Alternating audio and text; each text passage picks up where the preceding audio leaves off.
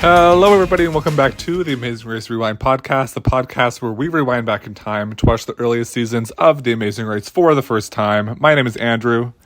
And I'm Jill. And we are here today to talk about Season 3, Episode 9, Part 2, the 10th leg of Season 3 of The Amazing Race, US version. And it's been a long time coming. We apologize for this, but you know what? Sometimes life gets in the way, and I think we've always said that we come here to deliver the best possible content. I feel like we say this like once a month at least, like whenever we do something wrong. But this time there was quite a bit going on. Life.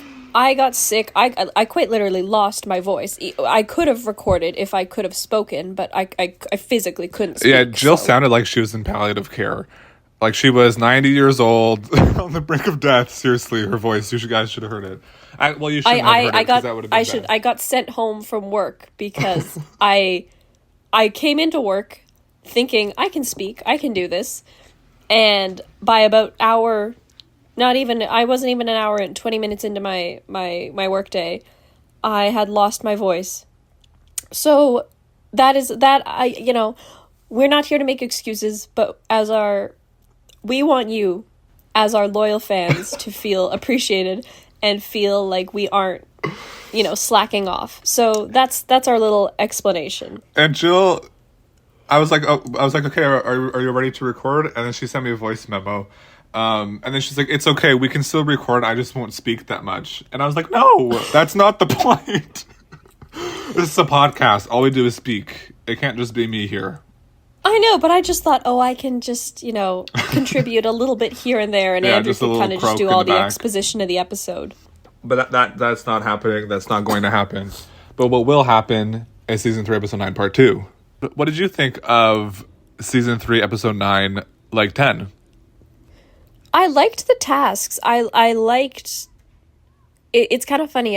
One of the first things I have in my notes is... where it's weird the patterns that they're still following in Season 3. We're back in Southeast Asia for, the last couple legs of the episode. So I think it's funny that those patterns emerge. But I did like the tasks here. I liked how it showcased the city and kind of what it has to offer. It was good. I don't know. What about you? It's interesting you mention the tasks because we didn't really have many tasks. There's really just only the detour, unless you count like the photo developing portion as the task, but there's only really the detour. We didn't have a roadblock, which I thought was there was the flag thing in the beginning, which I really liked. Okay, yeah, I agree. That we do like when they give them a flag as a clue. But you and I are flag nerds. We love a flag.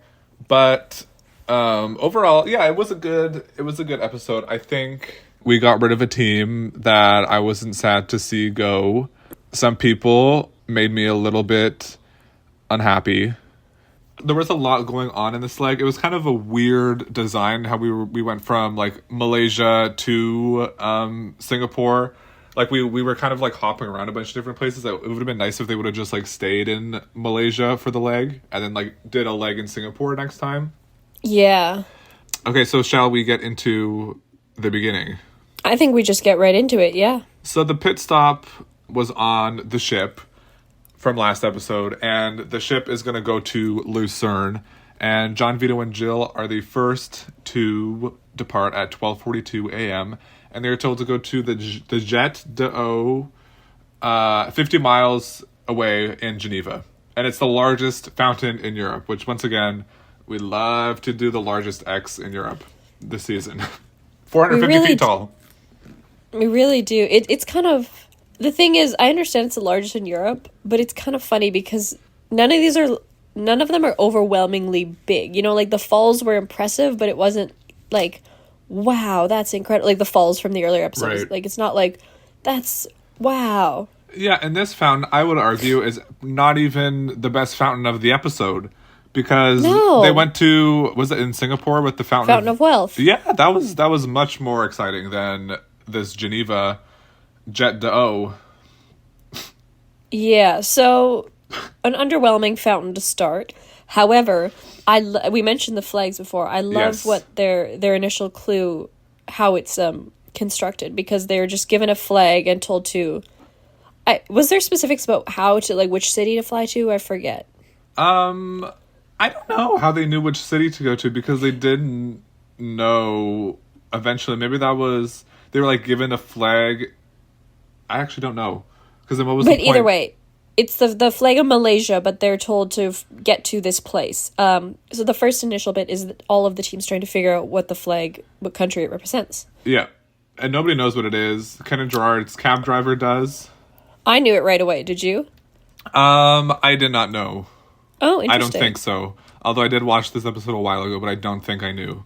I think I recognized it as, like, being in Southeast Asia, but I don't think I knew it was Malaysia specifically.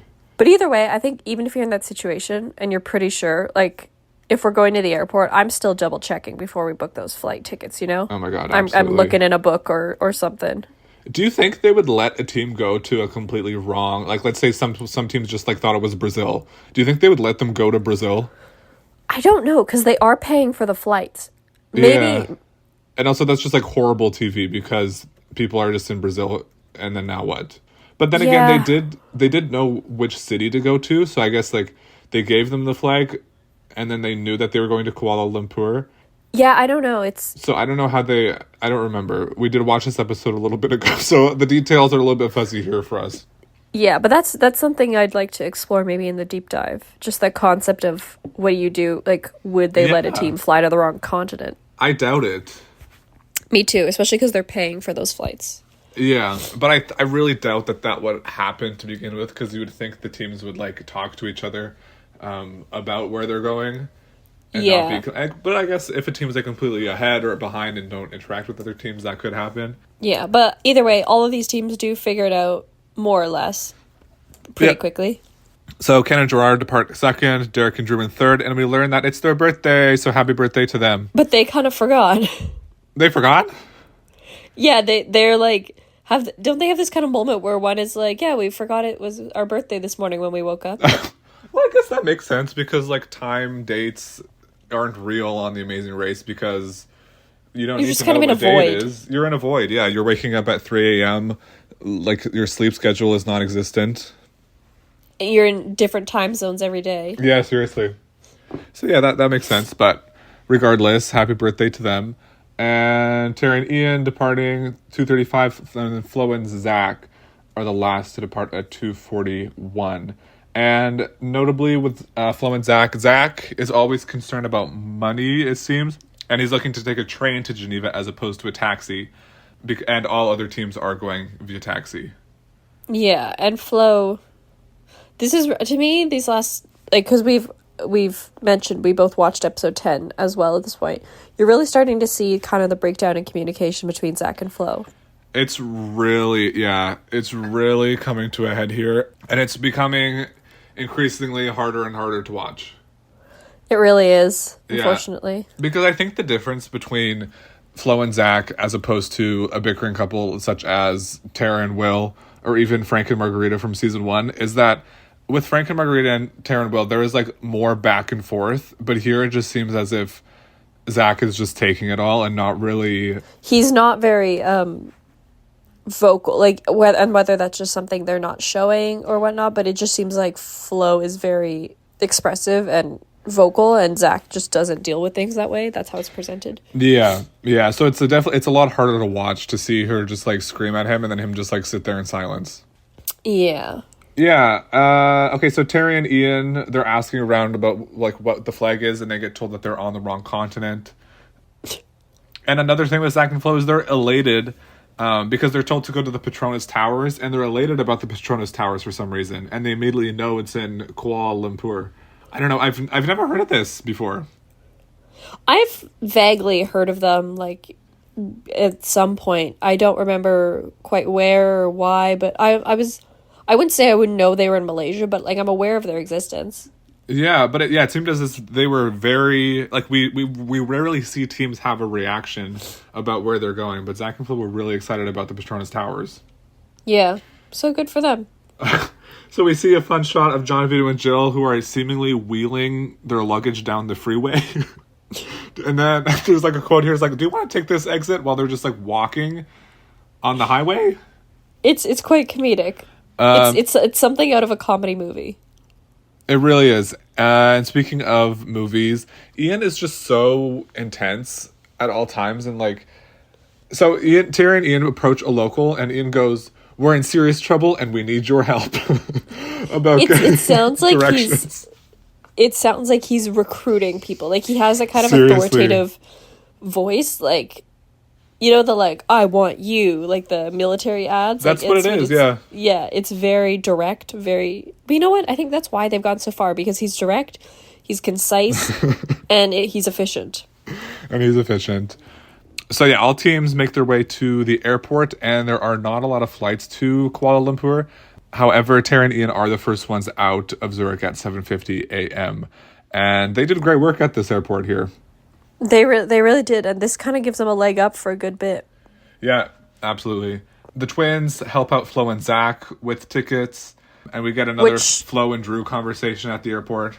And it's like Drew kind of wants to help them out, like, so that Flo's not upset. But I'm like, at this point in the race, it's not the time or place for that, you know? Not the time or place. And then everybody else gets on the same flight except for Ian and Terry, who left beforehand and are ahead. Yes. And then we get this was very season 2 Tara and Alex, where Drew and Flo sit together on the plane, and Zach is sitting alone. Like, poor guy. Like, the thing is, in season 2, I didn't feel as bad for Tara and Will, because Tara and Will had made it very clear that, you know, they weren't together, kind of. Yeah. And whereas here, it just feels like Zach, you know, he came on this race looking to win with his partner, and she's just kind of left him be. Yeah, Zach he just really gives, like, sad puppy that, what's her name, Flo was just, like, kicking. Yeah, and again, we're only seeing what they want us to see. We're only seeing, yeah. But that is what's being presented to us, yeah. Yeah. And yeah, Zach has a quote here saying that it's like, there's a symbolic distance between me and my partner. So yeah, and at this point, teams are unsure of what Terry and Ian are doing. And they're talking about how, like, Ian and Terry have no idea what they're doing, and they're quote, slow, so they don't get it. But meanwhile... Yet they're ahead. Ian and Terry are ahead. They're ahead. They're killing it. Yeah. Okay. So we get to... we land, and we learn that the task is to use none other than the Kodak EasyShare digital camera to take a picture of themselves in front of the Petronas Towers. Oh, it kills me. And then get them developed at the Kodak booth downtown to get their next clue. It just kills. Like, obviously, this was a brand deal, and they're probably making great money off of Kodak with this. It's just so funny, that, like, idea of developing digital... Because it's like they take these digital cameras, you know, the task is straightforward, take a photo. But then finding the booth is a task for some, or is a challenge for some. And then when they get there, I forget which team it is, but one of them is, like, momentarily struggling with getting the SD card out or whatever, and figuring out how to insert it into the machine to print. And it's so funny, because this is a technology that you and I grew up with. It's so 2002. You're just seeing the kind of inception of that. I was laughing to myself, though, because I don't know if it would work for this kind of film, but I know how to develop a film in a plant-based solution. So if we were in a real pinch, I could just make us some developer and find a dark room. That is so absurd. Could you imagine? It's like, I just gotta grab some leaves here. Oh, that's all you need. You just need fresh picked plants. You need some vitamin C, and you need washing soda, and that's all you need. Mind you, you do need a fixer as well, but that's the developer. Okay, well, I don't think we would be in that position, but it would be really cool if we were, and you were able to pull that out. That would be legendary. Okay, but this was so absurd, like with how in your face and ham-fisted this product placement was. It's like really giving Amazing Race Canada the way that they did this. It's the way Petro-Canada and the cars and everything, the credit cards are all linked within the task. To the max. Yeah, seriously. And literally, the thing is, if you watch Amazing Race Canada, I'm not dissing Amazing Race Canada here, like, that's not, I'm just saying, when you watch it on TV, like when you're not watching it on a streaming platform, if you're watching it in real time, all of the ads in between on the commercial breaks too are just the products that you're seeing on TV. So you'll see them drive their GMC Sierras all episode, and then the only truck ad that will play in the commercial break is GMC. Yeah, so at this point, they were kind of giving Amazing Race Canada 11 years before it premiered. But yeah, they have to go to the booth downtown to get their next clue. And when it comes out of the machine, like there's their photo on one side, but on the back side of the photo is their next clue written. Yes, yeah, which is a cool little caveat to have. I liked that. I really liked that. And it tells them that they're going to need to go to the National Orchid Park in Singapore and find Margaret Thatcher. And that's all they're told. Yeah. But before that, like on their way to downtown, we have Ian here who, as you've said, is quite direct and is berating locals to get them to tell him where to go. The other plane lands and they get off the plane and Drew is running and Flo says, quote, "I love how you start to run like a little rat." She's really becoming insufferable for me. Like, I don't know how much longer I can handle this. I've reached my limit with her. It's like she's a different genre of racer that we haven't had before. Like, I don't mean this rudely. Like, I'm sure she's a lovely person. It's just, as a TV personality, I've had quite enough. Yeah, she's in a league of her own. Yeah. So yeah, Terry and Ian, so they also have to go to Ampang Park. That's after they develop their pictures. Yes, sorry, I forgot about that. Yeah, okay. So Terry and Ian are struggling to find the park, and Ian says to Terry, quote, "Don't shut down on me now." Again, with his intensity and his quotes. He would be a great motivational speaker. Yeah. He's got just good one-liners. Just throwing them out there. Terry and Ian, they get lost and they go to the Ampang Park train station as opposed to the shopping center. And they started out really strong this episode. But this throws them. This kind of threw them a little bit. Okay, so then after that, yeah, they're told to find Margaret Thatcher at the National Orchid Garden. Margaret Thatcher is the name of a specific orchid. It's not her or a statue. That's the catch. But this, like, they make it seem like it's going to be like a big confusing thing, but like everybody realizes pretty much immediately once they get there. I think there's signs or maps for the park that they get, because it's one of those things where the park doesn't open till the next morning. Yeah. So they're all reading up on it, and pretty quickly they all figure out that it's the name of an orchid. So it's not like a hidden secret or this like one single orchid in the park that's buried. Yes. Okay. So I have here they're going on a train. Where's the train going to? Oh, they have to take the train to Singapore. So they're in Malaysia right now, and they have to take the train from Malaysia to Singapore. Is that what happened? Oh, yeah, we just completely skipped over the fact that... Yeah, sorry. Back up. This is our error. So all of the, like, Petronas Towers, Ampang Park Shopping Center, that all happens in Malaysia. Yeah. And then they find out that they have to go to the Orchid Gardens in Singapore. Oh, okay. Therefore, they have to take a train to Singapore. Yes. And this is where teams all get bunched up here. And they all arrive, they all make it on the same train, which is probably quite frustrating for Terry and Ian, because especially they had such a good lead. They had such a good lead. They don't get to reap the benefits of their skillfulness at the airport.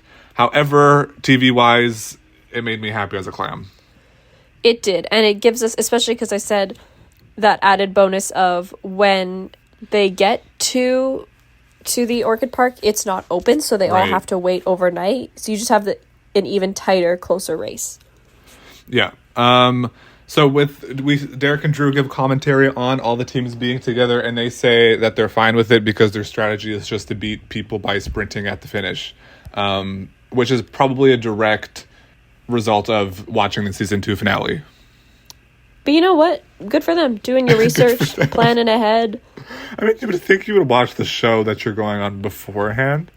But, like, critically analyzing. And, yes. Predicting. Yeah. So, yeah, they have to figure out a place to stay the night. And Zach, once again... This is just so... We've seen it all before. But he is recommending the YMCA, the youth hostel situation. And Flo is not having it. She will not stay at a YMCA. She will not stay. Absolutely not on her terms. She wants an air-conditioned, private bathroom type hotel. Yeah. Any sort of youth place, do not speak of it in front of Flo. And we get an interesting thing here. I believe this is the first time that we get two teams sleeping in the same hotel room. Yeah. So, yeah, Zach is the villain here in Flo's eyes. And then Drew comes in, swoops in as the hero, saying that they could just split a hotel room, the two teams. And she's happy as ever. Of course, yeah. And we see a glimpse into the hotel situation, which they do more in these early seasons, but it's still very weird to see what teams are doing in their hotel rooms. I know. Yeah. And it's like a big question or like side plot, I guess, is like, is Flo gonna sleep in the same bed as Drew, or is she gonna sleep in the same bed as Zach? But ultimately, they just share beds like regular, because the way she phrases it though, she's like, it would just be really awkward if like Drew and I shared a bed, but then, you know, Derek and Zach had to share a bed. Like, she phrases it like that's the awkward part, like right. Derek and Zach sharing a bed, as if the whole thing isn't awkward to begin with. Yeah. Jill and John Vito's room doesn't have AC. But they're just, they take it as it comes. They're so good spirited about stuff. So we go to the next morning, and all teams are just kind of loitering outside the garden, and you can tell there's like so much tension between them, and there's this really weird electric guitar riffs playing in the background. Did you notice those? The season 9 part 2 and season 10 or season 3 episode 9 part 2 and episode 10 had some interesting music choices. Yeah, they like to have these little like musical motifs that play throughout the episodes that just like don't make any sense. It's like they just pulled it off of GarageBand or something. GarageBand in 2002. Well, you know what I mean. Something of that ilk. Okay. So they find Margaret Thatcher and they get their clue. And we learn of the detour. Yes. Dry or wet. Yeah. So for dry, the teams have to choose a car and drive to some apartments, find a television star who will give them their clue. However, this is supposedly difficult because the elevators in the apartment building don't stop on consecutive floors. The apartment numbers, quote unquote, flop from wing to wing. Yeah, just basically there's no concise structuring in the building or chronology with the numbering, and apparently even the numbers of the building blocks, like the blocks that the buildings are on in general, is very confusing. Yeah, because all the streets are very similar named, so it's difficult to find. They all have the same name, but the only difference is like avenue, boulevard, street, like etc. Yeah, and a question that I have is that I wonder if in the clue it said that it was that like there were these difficult parts of it, or if it was just said to choose a car, drive to apartments, and find a television star. I think it would just say to go there, but you have to assume there's an added level of difficulty. You would have to assume. To me, if we're doing the race, always assume it's going to be more difficult than it says it is. Yeah. And then for the other side of the detour is wet, where you have to go to Singapore Zoo and search for mermaids. And mermaids are actually manatees. Which, this was, okay, from a distance, I don't mind manatees. And I feel like we would be doing the wet task because it's, you put on a wetsuit and you have to swim across the enclosure that the manatees are in, and then you grab your clue. And to me, quicker, easier, done. I don't know. What do you think? Yeah, I also said wet is easier, although I think, well, because after seeing it, the dry task seemed to be closer than it seemed to be a lot harder to get to the wet task than the dry task. But my instinct was wet also because it is a lot more straightforward and there's not a lot more like room once you for get error. there, there's no once you get there, there's no thought process. Like it's just swim. You do it. Yeah. Okay. So Derek and Drew are asking for directions very frantically. And there's a local who matches the energy very perfectly and says, "Zoo is very far. Zoo is not here." And it's like yelling back at them, which I appreciated. I love when locals get into the Amazing Race spirit. It's nice when they don't just kind of brush them off, being like, "Oh, TV cameras, Americans, no." And when they're like, "Yes, yes, yes." Yeah. And we see that driving in Singapore seems to be quite challenging, like navigation and driving wise, with driving on the left side. It's the British style. Yes. So Ken and Gerard and Flo and Zach. Okay, so here Flo and Zach are blindly just following Ken and Gerard's car, and Ken and Gerard are trying to lose Flo and Zach here because Flo and Zach actually have no idea where they're going. But this kind of results in a big issue a little later because... Yeah. Do we want to get to that now, or? We can talk about what happened at the detour first, I think. Okay. But yeah, that'll come back in a sec. And so Ken and Gerard arrive at the complex, and it seems to be a lot easier than they let on. Like, I think the producers were kind of trying to make something out of nothing here. Either that, or they just cut out a lot of the challenge for Ken and Gerard because it wasn't as interesting as other teams. But even then, like, everybody who chose the dry task finished before the zoo task. That is true. Yeah. We got Derek and Drew. Once again, Derek is yelling at Drew from the driver's seat, which is their whole thing every single time they have to navigate in a car. That is their shtick. It really is. So yeah, the twins and Terry and Ian are doing the swimming task, and we get a fun little aside here, where we learn that Terry and Ian bought disposable underwear. It's so random. Because basically the teams they're just trying to change out of their stuff as quickly as possible. Yeah. And so Terry and Ian don't even, like, they just strip down to their underwear there and just throw the wetsuits on. Like, they don't have to worry about anything else. Yeah. But they chose the disposable underwear apparently because it was lighter, I guess. Yeah, something like that. And they could just, like, throw it out when they're done, and they didn't have to, like, carry as much stuff as they were going on. Carrying dirty underwear, yeah. Yeah. But it was a fun little, like, comedic aside. There was definitely, like, there was a tonal shift there with the music. It felt a lot more lighthearted. And it was also a fun little insight into, like, what teams think when they're, like, packing for the race. Yeah. Yeah, no, that's true. And, like, how they had the foresight to think we need to buy disposable underwear. Now the question is, would you and I be buying disposable underwear? I don't think so. No, I don't think we would. I don't think it's really that much of a benefit, and I think I'd rather have, like, good quality, good underwear. Rather than, I agree. I didn't even know disposable underwear existed. Like, what is that? Does it still exist? Maybe it was stuck. Maybe it's stuck in 2002. Like, what is disposable underwear made of? Like, I just think of a diaper. I'm just picturing, like, really, you know, like what masks are made of, like face masks. I'm just picturing that, but there's no way that's comfortable. And they made it seem like they were some geniuses for doing this. I mean, kudos to them for that, I guess.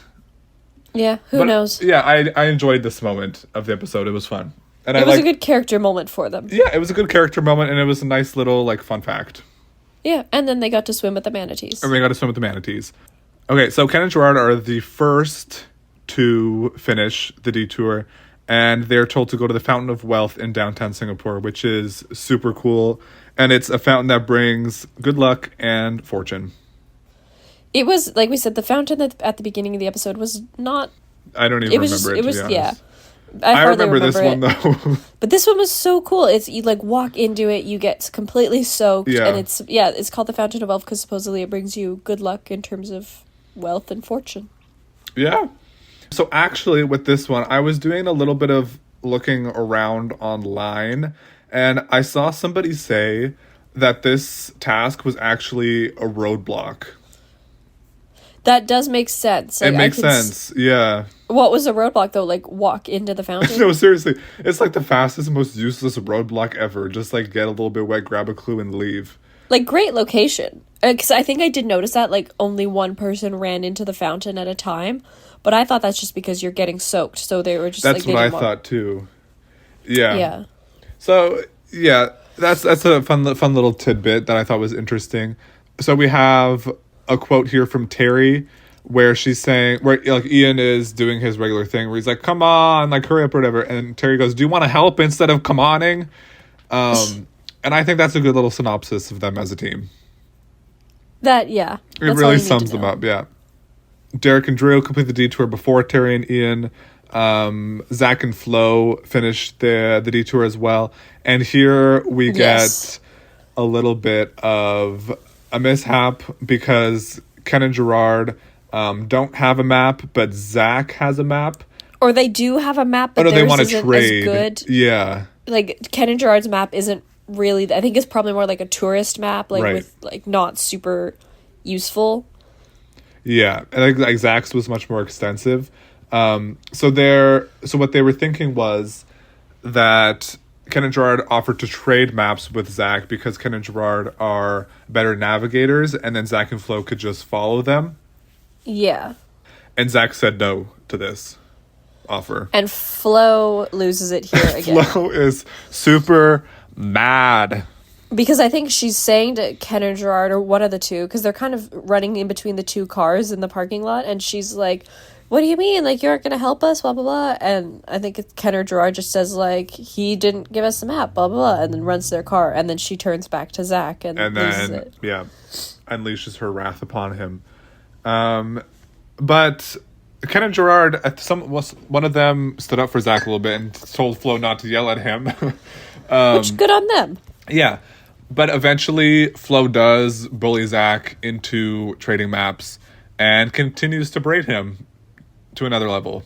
I think that's what also just grinds my gears, as you would say, about them, is even after something is being like over and done with, resolved, they'll still she harps have on it like forever. 2-3 minutes of footage of her just being like, I don't understand why you do this, blah blah blah blah. It's like, yes, that's naturally how humans are, but we don't need to see this in the edit. We don't need to see this in the edit. Well, and also it's like not that big of a deal. No, yeah. Yeah. And then we have Zach who's responding. He says, why are you yelling at me? Like some kind of redacted. I don't know what he said there. But because it was bleeped. And I have written down, she's truly at her limit and has lost her marbles. We have not seen a meltdown of this proportion. It is a total breakdown. Yeah, and, well, if you think this is pretty bad, just wait till episode 10. Not that episode 10 is explosive, but it just, like I said, we're already at our limit. It continues, yeah. And once again, we hear this weird, like, electric guitar motif that plays. I wonder what goes on in the editing room when they decide to add these, like, sound effects in and such. But yeah, so after the Fountain of Wealth, they're instructed to go to the pit stop. And Right. Surprisingly here, Derek and Drew take the cake they win a 7-night cruise. Yeah. So the pit stop is on the top of Mount Faber. Yeah, good for them. And no more Kodak Easy digital shares, but I guess it already had its moment. It already had its moment. And at this point, teams would be raking in 3 Kodak Easy Share digital cameras per team. No one needs that many Kodak Easy digital shares. Yeah. So Ken goes through the Fountain of Wealth and he does a somersault, which was quite amusing. Terry and Ian are lost on the highway. John, Vito, and Jill can't find the highway, but they do get a motorcycle to lead them there. Yes. But this episode is... Oh, I guess I would say it's a nice episode because it comes down to kind of a foot race, but I'll get to that in a second. So yeah, John, Vito, and Jill, they get to the fountain shortly after. Flo and Zach and Ken and Gerard arrive at the same time at the pit stop, and then this is where they have a little foot race. Because they both think they're going to be eliminated. They both think they're going to be eliminated, but Ken and Gerard come out on top here and are in second. Flo and Zach are in third. And there were some, like, after this, there was definitely a lot of tension between Flo and Zach. You can definitely tell it with the interviews. So, like, when Flo was giving her interview, she would look very ashamed and, like, wasn't looking at the camera. She was just kind of, like, glancing down and was talking about, she was like, I think we make a great team. We just need some fine-tuning. I mean, what else are you supposed to say, though, at this point? Like, you know what the cameras have caught of you, so... Yeah. But I thought that was interesting. And, like, yeah, they were doing their interviews individually also. Yes. And I do wonder what happened behind this interview, because I feel like there was more than they showed. Well, maybe we'll uncover some stuff in the deep dive. Maybe. Okay, and then we get to Ian and Terry, and John, Vito, and Jill are arriving at the same time. And this is the foot race that matters. The foot race that matters. I don't have anything about the foot race. I just have who wins. I don't really remember. It's a little bit climatic, not super climatic, but ultimately in the end, Ian and Terry live to see another day. Yeah. And we lose John Vito and Jill. We lose John Vito and Jill. Like, such a strong team that made it so far that yet I still don't have an impression of. Seriously. Yeah, they were strong racers. However, I didn't need more from them. Fine with them leaving. Zero personality. Next. They're just too normal. But you know what? I wish them all the best and hope they have a great life. Yeah. So when Ian and Terry arrive at the pit stop, they do say that, quote, we have the attitude of being focused and not going to quit. You have a good shot at making to the end. And they do. They're and close they do, now. Yeah. So next week, going to Vietnam. And people are getting pushed on wheelchairs, I saw. So, well, not exactly wheelchairs. But well, that's what I have written down, because that's what it looked like to me from this preview. Some sort of bike contraption. And rain. Lots of rain. Lots of rain. But yeah, that's it for this episode. Again, we apologize for the extended break. Life just gets in the way, guys. Sometimes it's out of your control. Yeah. Okay, well, anyway, do you want to do Amazing Race Mindset? I think we need to address an email that we received. Again, apologies. We received this a little while ago, but we'll address it. So, Andrew? I don't know if I want to address this. Oh. So we received hate mail is what happened to us. Somebody came into our inbox and decided to spew hateful rhetoric all over and contaminate the Amazing Race Rewind at gmail.com.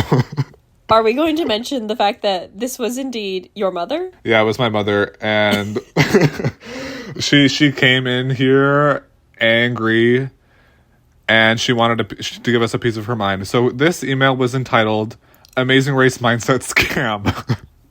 And I will say, before I had even seen that it was from Andrew's mom, I just saw the header and I thought, oh goodness, we've really screwed this over. You know, we're trying to sell something that isn't there. But I'll let you continue. Yeah, so basically she's saying that the Amazing Race Mindset, all it is that it's just being in a rush.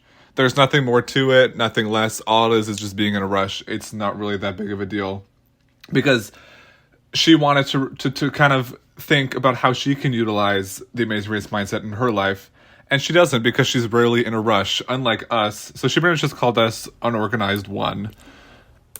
And has poor time management skills that do not compare to the likes of hers.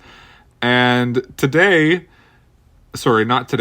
time she was writing the email, she states that, quote, I was shocked and humbled to find I was indeed in a position where I had to delve deep and to find my inner Amazing Race mindset. My son, who shall remain unnamed, but is ironically one of the hosts of the podcast, put me in a tenuous position where if I did not utilize the Amazing Race mindset, I would indeed be very late for a reservation we had.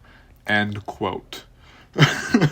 So, what do we... I don't know. I feel like this is a great discussion. I understand some of the points she raised. That is quite fair. But I don't know. I think we should open it back up to the viewers. You know, we can only say so much, or the listeners, sorry. And I'd like to hear what you all think on this, because we haven't heard a lot of feedback on this segment. But do you think it's just rushing? Do you think that there is more substance to it? I don't know. Well, I'll tell you what I think. And I think that there is an aspect of it that includes being in a rush, but there is also an element of focus within it. That's not just being in a rush. And this came up, for example, when my mom was here and she was trying to sew my jacket because there was a hole in it and she couldn't thread the needle. And I channeled my Amazing Race mindset and threaded the needle. And that's not being in a rush. That is having... Just sounds like you were dancing. What? Isn't that a dance move? Thread the needle? Not that I'm aware. I'm sure it is. I'm sure it is, but continue. But in the context of sewing. So yeah, I focused and thread the needle as if it was a roadblock or some very technical task, and I did it. So that was the Amazing Race mindset utilized in a way that wasn't in a rush. So there. And you know what? I think too, for example, racing or sprinting, they're trying to go fast. You know, they're trying to get from point A to point B as quick as possible. But no one ever just says, "Oh, they're rushing through it. It's mindless." There's an art form. There's an art form.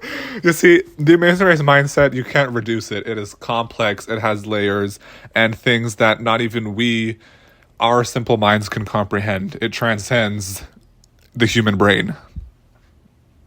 Our book on it will be coming out next year. Okay, so regardless, that was a hater, and she's to be over. fair, though, your mom is also one of our most loyal fans. So, you know, I feel like we got to give it to her, because she comes in here with the best constructive criticism, and I think it really, you know, breaks us down and builds us up even stronger. Yeah, it just put it in a little bit of a new perspective for us. Yeah. Yes. Okay. Anywho. But yeah, we will be back onto our regular schedule. But to be fair, after this, we only have 2 more episodes and then the deep dive. Like, we are at the tail end of the season.